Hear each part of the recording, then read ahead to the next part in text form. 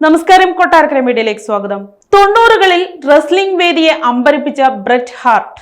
WWE എന്നാൽ 90കളിൽ Brett heart എന്ന ഒറ്റ പേര് മാത്രമായിരുന്നു. 90കളിൽ സാങ്കേതിക ഗുസ്തി മത്സരത്തിന്റെ ആകർഷണമായിരുന്നു ബ്രെറ്റ് സർജൻസ് ഹാർട്ട് എന്ന ബ്രെറ്റ് ഹാർട്ട്. അമേരിക്കൻ പ്രൊഫഷണൽ ഗുസ്തിയുടെ ധാരണ മാറ്റിമറിക്കപ്പെട്ടത് പോലും ബ്രെറ്റ് ഹാർട്ടിന്റെ കടന്നുവരവോട് കൂടിയായിരുന്നു.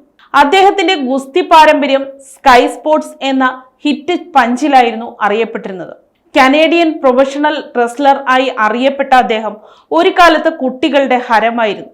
തികഞ്ഞ കായിക തികവും ആരെയും അമ്പരപ്പിക്കുന്ന വേഷവിധാനവും പ്രൊഫഷണൽ റെസ്ലറുടെ പോർവിളിയും കനേഡിയൻ പതാകയും ബ്രെറ്റ് ഹാർട്ട് എന്ന കുട്ടികളുടെ ഹിറ്റ്മാനെ റിംഗിലെ പേഴ്സണൽ ഫേവറിറ്റ് ആക്കി.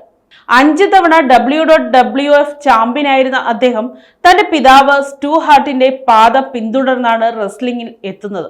പിന്നീട് റെസ്ലിംഗ് ഫീൽഡിലെ ഇതിഹാസങ്ങൾക്കൊപ്പം അദ്ദേഹം മുന്നേറി. 2010-ൽ സമ്മർ സ്ലാം ഈവന്റ്സിന്റെ ജനറൽ മാനേജരായി സേവനമനുഷ്ഠിച്ച അദ്ദേഹം റോയുടെ ജനറൽ മാനേജരായി പിന്നീട് സേവനമനുഷ്ഠിച്ചു. തികഞ്ഞ ഗുസ്തി പാടവും ആരെയും ഇടിച്ചു തോൽപ്പിക്കുന്ന മെയ്വഴക്കവും ബ്രെറ്റ് ഹാർട്ടിനെ 90കളുടെ സൂപ്പർ ഹീറോയാക്കി. എക്കാലത്തെയും മികച്ച എന്റർടൈനർ റെസ്ലർ എന്ന ഖ്യാതിയും അദ്ദേഹത്തിന് നേടിക്കൊടുത്തു.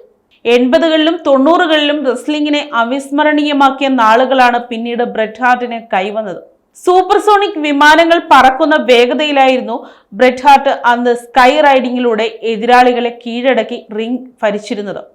പിന്നീട് ആരാധകർക്ക് ഷാമ്പയിനും ടീഷർട്ടും ഹഗ്സും നൽകി മടങ്ങുന്ന ബ്രെറ്റ് ഹാർട്ടിനെ അവർ ഹിറ്റ്മാൻ എന്ന് വിളിച്ചു. Hitman, the world heavyweight champion എന്ന കുട്ടികൾ പോലും 6 അടി 1 ഇഞ്ച് താരത്തെ വിളിച്ചു. അതെ, 90 കിഡ്സിന്റെ ഹരമായ ബ്രെറ്റ് ഹാർട്ട് എന്നും റെസ്ലിംഗ് വണബീസിന്റെ ഹരമാണ്.